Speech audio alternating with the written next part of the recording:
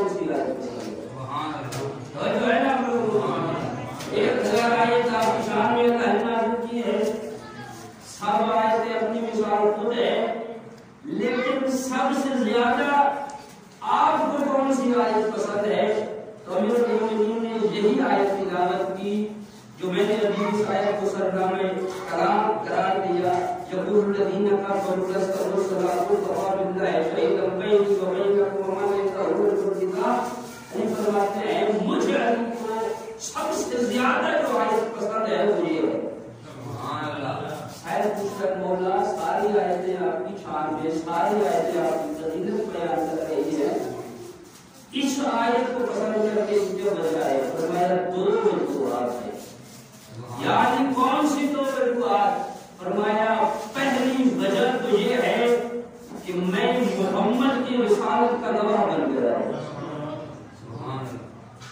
اللہ نے محمد کی رسالت کا گواہ مجھے بنایا ہے. یا رسول اللہ دوسری فرمایا دوسری فضیلت یہ ہے اللہ نے جہاں اپنی شہادت اپنی گواہی کا تذکرہ کیا ہے صحابہ علی ابن ابی طالب کی گواہی کا بھی تذکرہ کیا ہے. نعرہ حیدری. یعنی اللہ نے کہا اپنی گواہی. گواہ کون ہے؟ اللہ. ذات رب العزت مصطفیٰ کی رسالت پر گواہ بن رہا ہے. وصیت ایک پیغمبر کا مشہور فرمان یہ ہے کہ جس میں آپ ارشاد فرماتے ہیں یعنی مجھے کوئی نہیں جانتا کما اکبر مگر سوائے اللہ اور تیرے. اور اسی طرح اللہ کا جو مقام و مرتبہ ہے اسے سوائے اور تیرے اور میرے کوئی درک نہیں کر سکتا. اور آخر میں فرمایا یعنی تیری بھی یہ فضیلت ہے اللہ نے تجھے اتنے کمالات عطا کیے ہیں اتنی بلندیاں عطا کی ہے میں مصطفیٰ اور اس خالق کے علاوہ مجھے کوئی نہیں پہچان سکتا. نعرہ حیدری. اسی لیے امیر المومنین نے فرمایا تھا دو طرح کے لوگ میری وجہ سے ہلاک ہوئے. کون؟ ایک وہ لوگ جو علی کے مقام کو گھٹانے کی کوشش کریں گے اور ایک وہ لوگ کہ جو علی کو بڑھانے کی کوشش کریں گے. علی اس ہستی کو کہتے ہیں جس سے ذات احدیت اور مصطفیٰ کے علاوہ کوئی نہیں کرتا. اس کا آج یہ دن ہے اس کی عظمت کیا ہے امیر المومنین کی. ہمارے یہاں ایک خاص عقیدہ ہے اسے کہتے ہیں تعویل قرآن. پیغمبر اسلام کی ایک حدیث ہے فرمایا یعنی تجھے تعویل قرآن کے لیے منتخب کیا گیا ہے اور محمد کو تفسیر قرآن کے لیے. انا مجتبی و انت مجتبی. میرا انتخاب قرآن کو بیان کرنا ہے اس کی تفسیر کو بیان کرنا ہے. آپ اور آپ کے بیٹوں کا کام ہے تعویل قرآن. کیونکہ بچے بیٹھے ہوئے میں آپ لوگوں کے لیے مثال تعویل قرآن ہوتا کیا ہے؟ سبحان اللہ. اللہ قرآن کی کوئی آیت ہے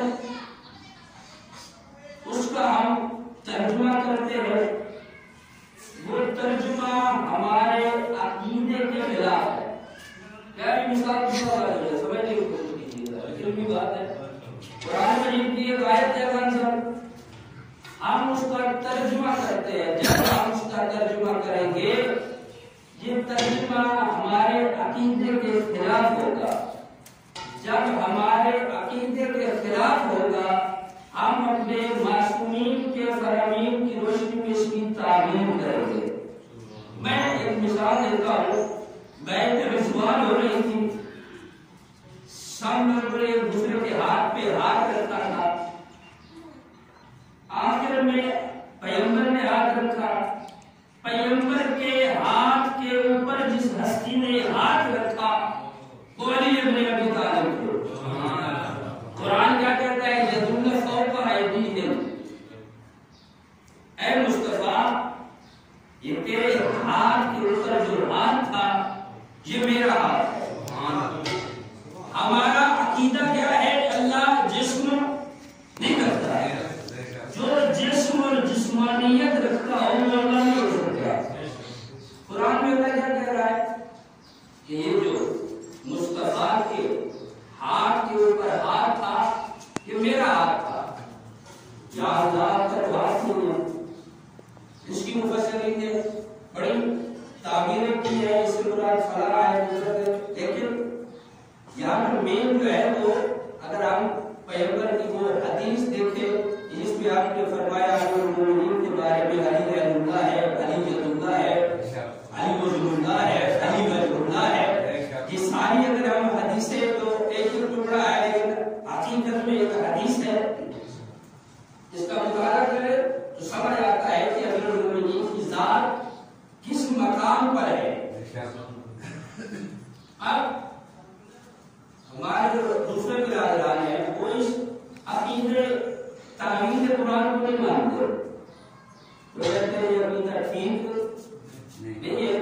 وہ قرآن مجید کی ایک آیت میں آتے ہیں لا یعلم التاویل الا اللہ، تعویل کا علم کسی کو نہیں سوائے اللہ کے۔ اب ایک سادے بندے کے سامنے یہ بات کی ہے، قرآن مجید ہے، قرآن کہہ رہا ہے تعویل کا علم سوائے اللہ کے کسی کے پاس نہیں ہے۔ شیعہ کہتے ہیں کہ تعویل کا علم جو اللہ کے پاس نہیں ہے۔ اس کی دلیل کیا ہے؟ میں نے بڑا غور کیا تو دیکھا تو یہ آیت اسی طرح بیان کی جاتی ہے جیسے ہمارے پاس بے دین لوگ ایک آیت کا حصہ پڑھتے ہیں لا تقربوا الصلاۃ، نماز کے قریب نہ جاؤ، جبکہ یہ پوری آیت نہیں ہے۔ پوری آیت ہے وانتم سکارا، اس وقت نہ جاؤ جب نشے کی حالت میں ہو۔ یہ آیت بھی اسی طرح آدھی پڑھی گئی ہے لا یعلم التاویل الا اللہ ومن عنده علم الکتاب، تعویل کا علم کسی کے پاس نہیں ہے، ہاں یا اللہ کے پاس ہے یا اس کے پاس ہے جس کے پاس کتاب کا علم ہو۔ اسے کہتے ہیں تفسیر قرآن بالقرآن۔ پہلی آیت دیکھیں، دوسری دیکھیں۔ ایک شخص نے کہا سر حضرت بہلول سے پوچھا اے بہلول تیرا حاکم کے بارے میں کیا نظریہ ہے؟ بہلول نے کہا میں حاکم کے بارے میں کیا نظریہ ہے؟ تم حاکم اپنے بارے میں خود بتائے۔ اچھا بتاؤ تیرا اپنے مولا کے بارے میں کیا نظریہ ہے؟ کہا کس عنوان سے پوچھ رہے ہو؟ کہا تیرے مولا کا علم کتنا ہے؟ بہلول کا تذکرہ سن رکھا آپ لوگوں نے، کہا چل دریا پہ چلتے ہیں۔ آج پورا دریا میں لے گیا، کہا سوال دوبارہ دہرا، کہا تیرے مولا کا علم کتنا ہے؟ کہا جا ایک کوزہ لے گیا، یہ گیا کوزہ لے کے آیا، بہلول سمندر سے پانی ڈال رہا ہے۔ بہلول میں نے سوال پوچھا ہے تو یہ کیا عمل کر رہا ہے؟ کہتا ہے میں سمندر کو کوزے میں بدل جا رہا ہوں۔ کہتا ہے بہلول تو پاگل ہو گیا ہے، اتنا بڑا سمندر اس چھوٹے سے کوزے میں کیسے؟ کہا یہ تو میں سمجھانا چاہتا ہوں جس طرح یہ اتنا بڑا سمندر اس کوزے میں نہیں آتا، اس عالم کا علم تیرے چھوٹے سے ذہن میں کیسے آئے گا؟ اور ہم کے بارے میں عبداللہ بن ابن عباس جس کا ایک بہت بڑا نام ہے، مفسرین کی لسٹ میں تمام مذاہب خصوصاً اہل سنت برادران میں ان کے نزدیک بھی ابن عباس کا بہت بڑا مقام ہے، وہ انہیں بہت بڑا مفسر مانتے ہیں۔ ابن عباس سے کسی نے کہا کہ آپ کی اور علی کی نسبت پیغمبر سے جیسی ہے، جو رشتہ علی کا وہی آپ کا، پھر تو آپ علی کے برابر ہوں گے نا علم میں، توجہ کیجیے، جیسے آپ ویسے علی، آپ کی جو نسبت ہے پیغمبر سے ہر علم میں فرق کرو، جیسے آپ کی نسبت ہے رسول سے وہی نسبت علی کی بھی ہے رسول سے، فرق اتنا ہوا کہ ابن عباس کس طرح ہے اس طرح کرواتے ہیں کر کے علی کا اس کو مقابلہ نہ کرو۔ تاکہ ابن عباس نے ایک مثال دی، فرمایا علی کی حیثیت اور میری حیثیت میں اگر فرق جانتے ہو نا، چلو جاؤ کسی سمندر کے کنارے پر، سمندر میں سے انگلی کے اوپر ایک تنکا پانی کا لو، تو پھر جا کے اگر تم مقایسہ اور مقابلہ کرو، عبداللہ ابن عباس کی حیثیت اس دن کے جتنی ہے، علی کی حیثیت اس پورے سمندر جتنی ہے۔ کہا سمجھ لیجیے، یہ مثال دی گئی دی ہے تاریخ والوں نے، عرب اور عجم کا مقابلہ شروع سے چلتا ہے۔ عرب کہتے ہیں زمین بھی ہم ہیں، قابل بھی ہم ہیں، عقل مند بھی ہم ہیں، دانشور بھی ہم ہیں، خاندانی لحاظ سے، نسب کے لحاظ سے، تمام مراتب میں ہمارا بہت بڑا مقام ہے، بہت بڑی، باقی مخلوق کا پر سب تک رکھتے ہیں۔ اب عبداللہ ابن عباس فرماتے ہیں اگر مسجد نبی بھری ہوئی ہو، عبداللہ ابن عباس ممبر رسول پر بیٹھا ہوا ہو اور عبداللہ ابن عباس بیان کر رہا ہو، عبداللہ ابن عباس کی حیثیت عرب کی ہوگی، پوری مسجد میں بیٹھے اصحاب کی حیثیت عجم کی ہوگی۔ لوگ بڑے پریشان ہوئے، کہا کہنا کیا چاہتے ہو؟ کہا میں اور سمجھانا چاہتا ہوں، اسی محفل میں عبداللہ ابن عباس بھی بیٹھا ہو، سارے اصحاب پیغمبر بھی بیٹھے ہو، اسی اثنا میں اگر علی آ جائے، علی کی حیثیت عرب کی ہوگی، عبداللہ ابن عباس کی حیثیت عجم کی ہوگی۔ نعرہ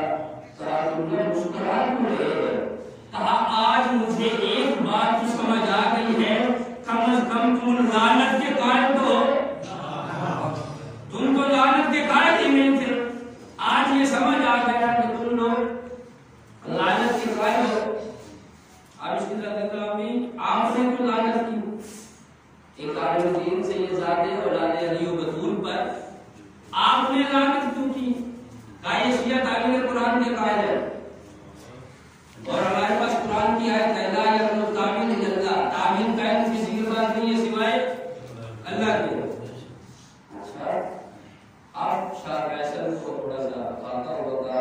کی آپس کی بات ہے، میں باہر نکل جاتا ہوں۔ کارکنہ یہ پوچھ رہے ہیں کہ آپ لوگ تعویل قرآن کے قائل ہیں، اس لیے انہوں نے آپ پہ لعنت کی ہے، آپ اس کا کیا جواب دیں گے؟ آپ اس کی کیا تعویل کرتے ہیں؟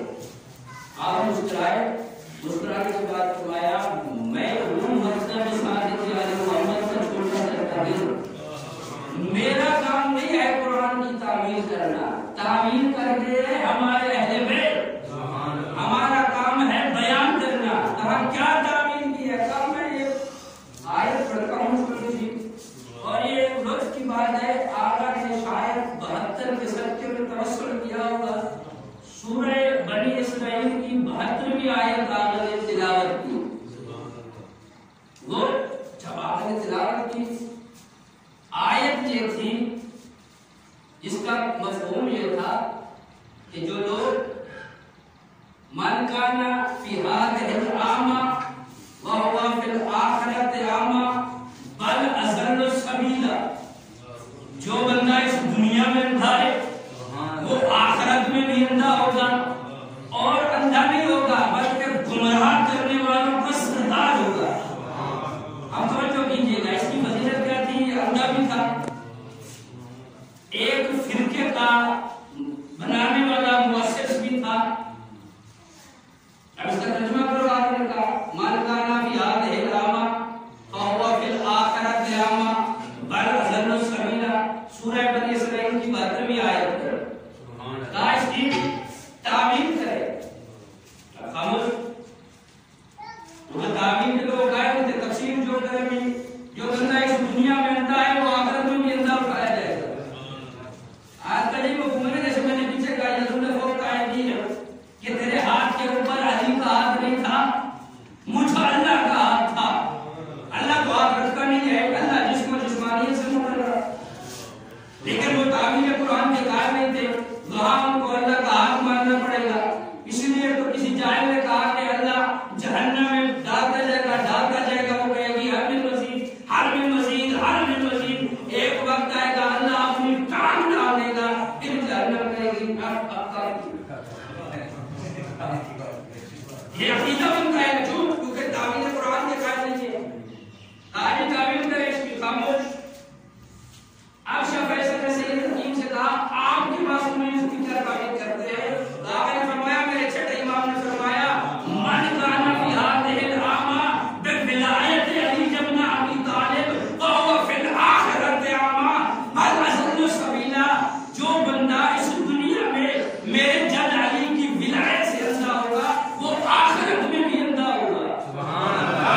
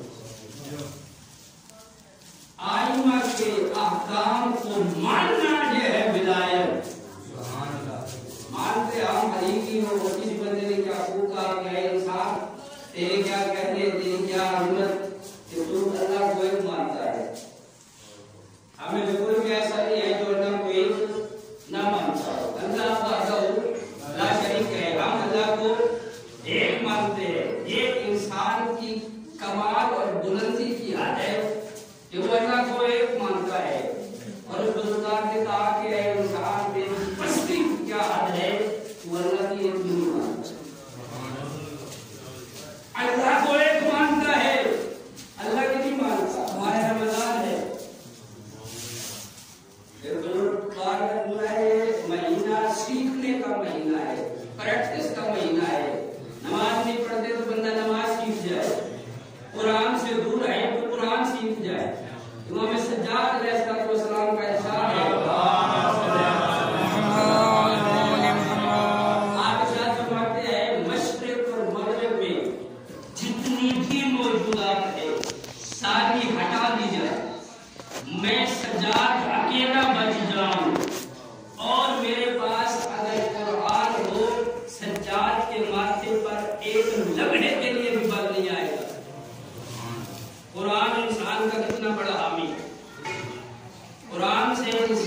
तमस्सुक कितना होना चाहिए। एक शख्स इमाम की खिदमत में गया था, मिसाल देखिएगा, इमाम की खिदमत में गया, मौला मैं रमजान है और रमजान आने वाली है और अली का तो कुरान से कलम लगाया होता है, इसलिए तो रसूल ने कहा अली कुरान के साथ है और कुरान अली के साथ। मैं मौला हर साल माह रमजान में 40 कुरान खत्म करता हूँ और अगर बाज़ दफा कोई हिस्सा रह जाए तो मैं ईद से पहले उसकी तला करके पूरी करता हूँ और उसके बाद पहला खत्म कुरान में हज़रत पैगंबर इस्लाम की खिदमत में हदिया करता हूँ। एक खत्म कुरान में अमीरुल मोमिनीन की खिदमत में हदिया करता हूँ। एक खत्म कुरान शहजादी दो आलम की बारगाह में हदिया करता हूँ। इसी तरह तमाम आइमा हत्ता के मैं ये कुरान आपकी खिदमत में हदिया करता हूँ। मौला ये इरशाद फरमाए मेरा ये अमल बारगाह रबूबियत में कबूल है, आया कोई आजिज़ भी रखता है या नहीं? तवज्जो कीजिएगा, इमाम फरमाते हैं अल्लाह की बारगाह में तेरा ये अमल इतना कबूल है कि अल्लाह आखिरत में तेरा मकाम मोहम्मद अरबी के मकाम के साथ बनाएगा। तिलावत कुरान हैरान हुआ, मौला मेरा नबी इस्लाम के साथ रहूंगा, मैं पैगंबर के साथ रहूंगा। फरमाया सिर्फ पैगंबर के साथ नहीं, तो हम 14 के साथ रहेगा। सिर्फ कुरान मजीद 40 कुरान खत्म करना, ये महीना सीखने का महीना है, इबादतों का महीना है, बख्शिश का महीना है। और जिनके पास अहले बैत का दामन है, जो अहले बैत को मानते हैं, उनके लिए तो तवस्सुल का महीना है। आज की जो रात है, तसव्वुर करो कौन यतीम हो रही है, किसकी यतीमी की शक्ल है। वो बीवी जो बाबा के साथ कूफा आई है, वो बीवी कि जब कूफा में तशरीफ लाई ना, अली ने काफिर को शहर से बाहर रोक दिया, कहा जब तक रात नहीं होती मेरी बेटियों को न लाया जाए। जब रात हुई ना आजादार, अली ने कहा चिराग बुझा दो, चिराग बुझा दिए गए। आगे आगे अली था, तारीख हुर्मत कर कहती है अली ने एक शम्मा लिया हुआ था, अली कूफे की गलियों में भाग रहे थे और कह रहे थे अल हिजाब अल हिजाब अल हिजाब, कूफा वालों घरों में चले जाओ, मेरी ज़ैनब आए, कूफे वालों पर्दा करो, मेरी बाहया और पर्दादार बेटी आ रही है। अज़ादारों तसव्वुर तो करो कितना बेटियों से प्यार था अली को। आखिरी मेरे मौला ने सहरी अपनी बेटी जनाब कलसूम के पास की। अजीब अली का अंदाज है, क्योंकि आज़ाद मग़रिब नज़दीक है, मैं जल्दी जल्दी खत्म करूं। अल्लाह में फिक्र का जुमला देकर मैं आगे बढ़ता हूं। जो अली के मानने वाले बैठे और मुसलमानों, मस्जिद में जब अली गया है ना, ये मलाकों उल्टा लेटा हुआ था, पाँव को ठोकर मारी है अली ने।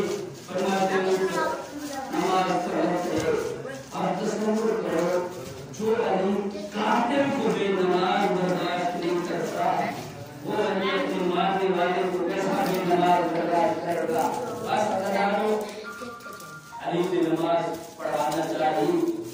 इस मरहूम ने पहली रकात से दूसरे सजदे में या दूसरी रकात से पहले सजदे में शेर अल्लाह के सर पे वार किया, अली का सर शगाफ्ता हुआ।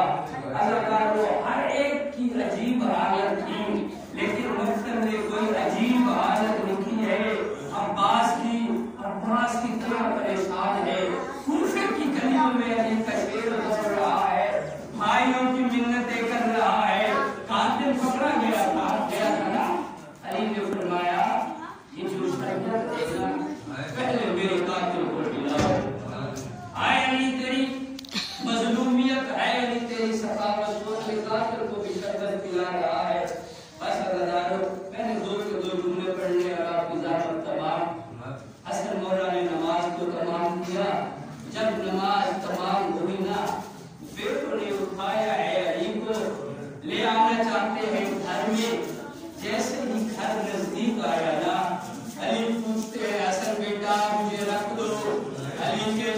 اس تخت کو رکھا گیا.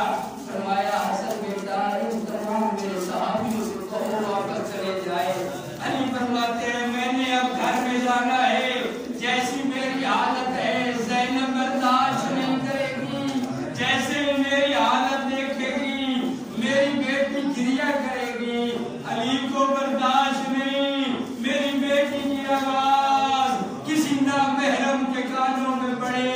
میں کہوں گا یا علی کچھ عرصے بعد یہی کوفہ یہی زینب رو رو کے کہتی ہے میں باغی نہیں نمازی کی گئی. چلے گئے صحابہ گھر میں. علی کو لایا گیا گھر میں. وہ زینب جس نے ماں کے پہلو پر ہڈیاں باندھی ہیں، جس نے 5 سال کے سن میں نانا محمد کا جنازہ دیکھا تھا، اب بابا علی کا جنازہ دیکھ رہی ہے اور عباس کی طرف بھی دیکھ رہی ہے. عباس میرے بابا کو کسی نے آگے ضرب ماری ہے، غازی پریشان ہے. علی نے عزادار اپنی وصیت سے شروع کی. اسرار امامت کو حسن مجتبیٰ کے حوالے کیے. جناب زینب کو اپنے پوتے امام سجاد کے حوالے کیے. لیکن عزادار عجیب جملہ ہے.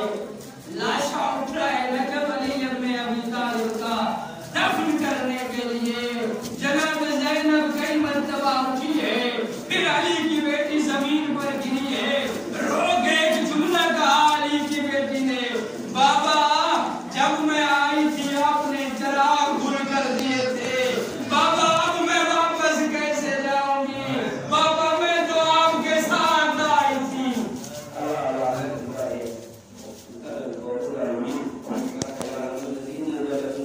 پروردگار ہماری صحیح سی عبادت کو عبادت پروردگار ہماری نماز روزے عبادت پروردگار کی عبادت پروردگار ہمارے ضرورت کی گناہ معاف فرما. پروردگار ہمیں مومنین کی شہادت کرنے کا پروردگار ہمیں سیرت علی کے ابطال کو سمجھنے اور اس پر عمل کرنے کی توفیق دینا. پروردگار ہمیں علی کا حقیقی شیعہ بننے کی توفیق دینا. پروردگار ہمیں ایسا بنا جیسے تیری ذات کا. پروردگار ہمارے دل کی فضیلت کرنا گناہ کو معاف فرما. پروردگار ہمارے بچوں کو زندگی دراز فرما. جن کے والدین حیات ہیں ان کا سایہ ان کو سر کا چاہیے فرما. جن کے والدین دنیا سے چلے گئے ہیں پروردگار ان شفاعت اور محمد والے محمد نصیب فرما. پروردگار ان بچے کو دین حاصل کرنے انہیں تمام ساتھوں کا مذہب سیکھنے اور اس پر عمل کرنے کی توفیق عطا فرما. پروردگار ان کے علم کی اضافہ فرما. پروردگار ان کے علم میں ترقی فرما. پروردگار جو مومنین کسی بھی حوالے سے پریشان ہیں مسلمان پریشان ہیں یہ وبا یہ روز کرونا آیا ہوا ہے لوگ روزگار کے لیے پریشان ہیں. پروردگار اپنے اپنے حبیب محمد مصطفیٰ صلی اللہ علیہ وسلم کی عزت و رحمت کا واسطہ پروردگار کی ربوبیت و جلالت کا واسطہ ہمارے گناہ سے دیکھ پروردگار اپنی کریمی کو دے. پروردگار کو کریم ہے تجھے رضوان ہے تو رحیم ہے. پروردگار کس ملک درست بیماری کا کیسے خاتمہ فرما. پروردگار جتنے بھی مسلمان مومنین مریض ہیں دعا سے راضی غیر رحم فرما. پروردگار ماہ سلام ہے ماہ بخشش ہے ماہ مغفرت ہے. پروردگار اس مہینے میں ہمیں توبہ کرنے کی توفیق دے. پروردگار آپ کو گناہ کو چھپانے کی توفیق عطا فرما. پروردگار تیری ذات ہم سے راضی ہو جائے. پروردگار جن ہستیوں کو ہم مانتے ہیں وہ ہستیاں ہم سے راضی ہو جائیں. پیغمبر اسلام حضرت محمد مصطفیٰ صلی اللہ علیہ وسلم اور ان کی والد بیت ہم سے راضی ہوئے. پروردگار تشریح اور اسلام کا بلوالا فرما. اسلام کو پوری دنیا میں سر بلندی عطا فرما. پروردگار اسلام کے جتنے بھی دشمن ہیں انہیں تباہ و برباد فرما. پروردگار ہمارے حقیقی حجت ہمارے وارث حضرت امام زمانہ عجل اللہ تعالی شریف کی ضرورت و تعریف فرما. پروردگار ہمیں اس قادر اور لائق بنا کے ماں کے سامنے دے. پروردگار اس قادر اور لائق بنا کے ماں کی فوج کا